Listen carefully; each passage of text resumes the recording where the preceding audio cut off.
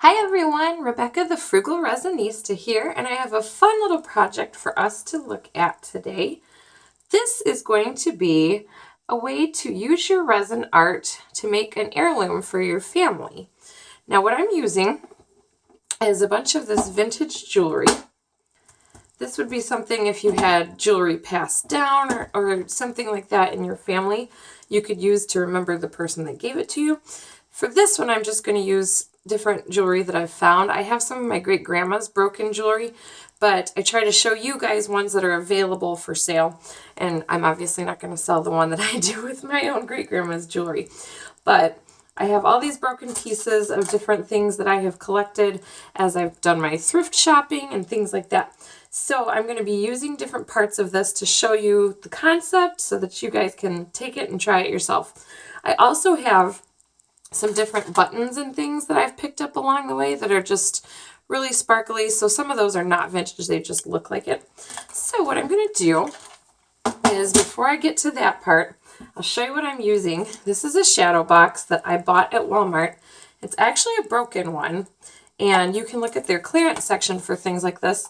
This was one of those pictures that had glass in it. It's got the little hole in the top, and it said something like vacation fund or beer fund or something. I don't know. There's all different ones you guys have probably seen that you can put change in the top of. So the glass had broken, so it was on sale for $3. And so I thought, well, for $3, I can obviously fill this with resin. And then as I've been thinking about it, I thought, oh, this would be a great one to highlight the jewelry that I want to display, because I can put some of it on the back and I can also have some of it sitting inside. So the first thing I have to do real quickly, you'll notice this is just like any regular picture frame. It's got these little things that spin in, and these were hard to open, so they're gonna be hard to close. But these just spin in, and I don't know what someone did to this, but one's busted off. Like this thing really went through the ringer, I guess. But what I'm gonna do is go ahead and close those, and then on this side right here, there's a crack that goes all the way around. I'm just going to add a little bit of hot glue with my glue gun, and then I'm going to do the same thing on the other side so that I make sure when I pour resin I don't lose any of it and it doesn't leak everywhere.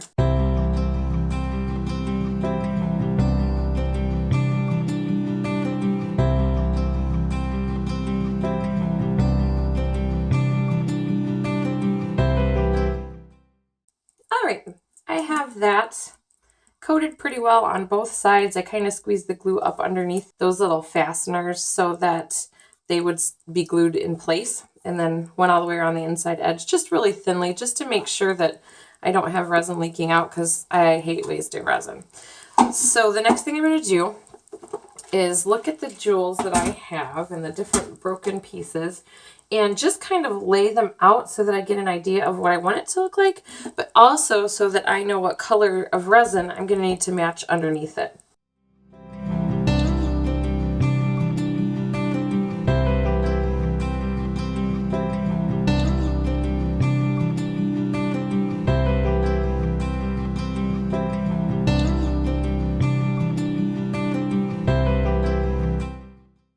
So I started with a lot of teal in here, but then I realized I had a lot more of this vintage gold color and a lot of pinks and coppers. So I'm going to go with like a pink and brown behind this. And I am going to leave a few things in. So this kind of has some orangey copper color in it with a little bit of the blue. These stones in this broken bracelet have some of this coppery pinkish color, but they also have blue. So just to tie that in, I'm going to keep a few of these that have some blue in them, but not the ones that are super blue. So the next thing I'm going to do, I'm going to dump these out, and I'm going to mix some colors. As usual, I'm going to be using my Stone Coat Countertop Quick Coat Resin, and so I will mix a few colors, and be right back. I have some of my paints ready, but before I mix, I just thought of something that I'd like to try. If you guys have watched me, you know I change everything in the moment all the time, and what I end with never is what I start with. So I have this iridescent vinyl for Cricut machines, and I had picked it up for a different project. You might have seen some of my videos with it. I have these different colors, and I was thinking, my great grandma, when I got her jewelry, there was a lot of opal and different variations through it because it was really popular when she was younger. So I thought what I'll do is just cut a piece out and stick it right in here and do my pour over it, and it might not even show up. But I'm going to save a little bit of my clear resin after I mix the colors, just because at the end, if I pour some of that, I might get a little bit of this opaly shimmer through it. So let me cut that real quick and stick it in.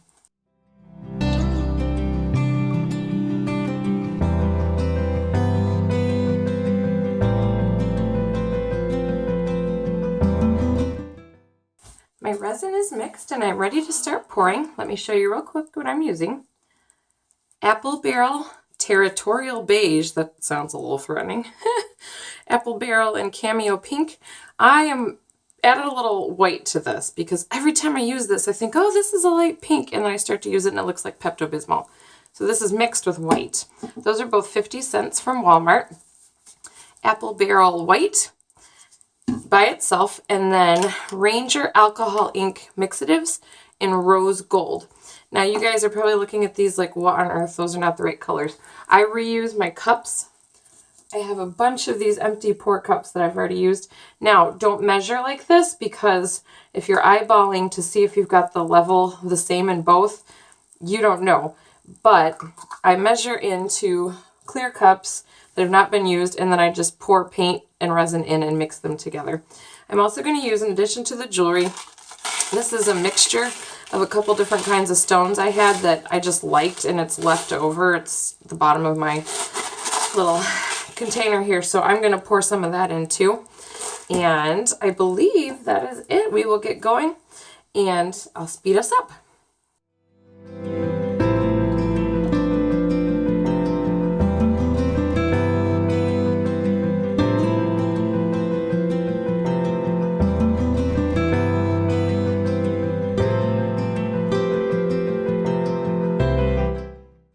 So I think my blowtorch just gave out on me. So sad. I like this kind. I've had this for over a year and it's served me well, but I keep getting resin on the button, so it's just not lighting. So you can actually use any kind of flame. You just have to be careful not to get it too close so you don't burn your resin. But this is just one of those little lighters that you light fires with, so I'm going to use that for now. And just try not to get it too close. It's not quite as convenient, but it's still popping all my bubbles for me.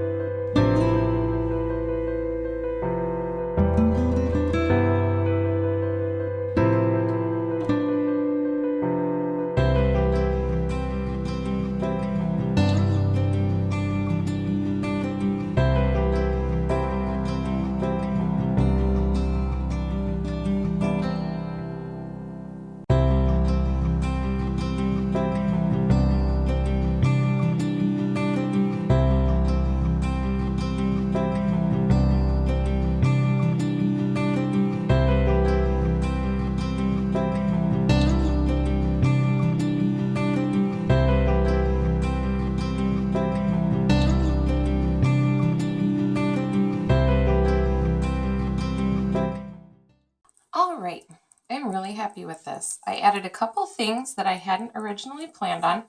I felt like this corner needed something, and not nearly as much as this part, but something. And so I had this iridescent rhinestone vintage bead chain that was broken. So I cut part of that off and added it into this corner. And then I just took these plastic filler beads, glass filler beads that I got from Michael's, and I laid them down in different places, but then I pushed them down with my stick so that they made it all the way to the iridescent vinyl that was underneath. So it was kind of cool. As soon as I pushed it and it got low enough, they kind of lit up. And so they're really showing off that iridescent vinyl underneath. I'm going to add just a couple more of those, and then I'm going to call this finished.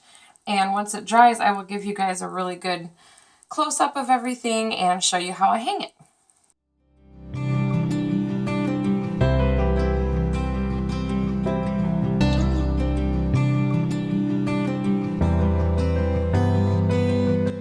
So here's a little bit of close-up of what I've got mixed in there.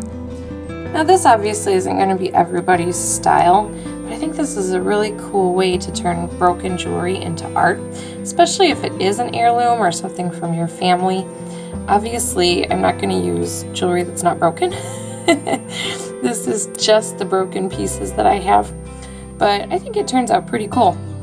When this is dry, like I said, I'll hang it up and I will show it to you guys in natural light, not my painting light here that I use. And as always, I really appreciate you guys watching. Thank you to all my new subscribers. I hit 7,000. I'm super excited. That's all because of you guys, and I really appreciate it. If you enjoyed this video, please like and subscribe. And as always, you can find me on Facebook and Instagram as the Frugal Resinista.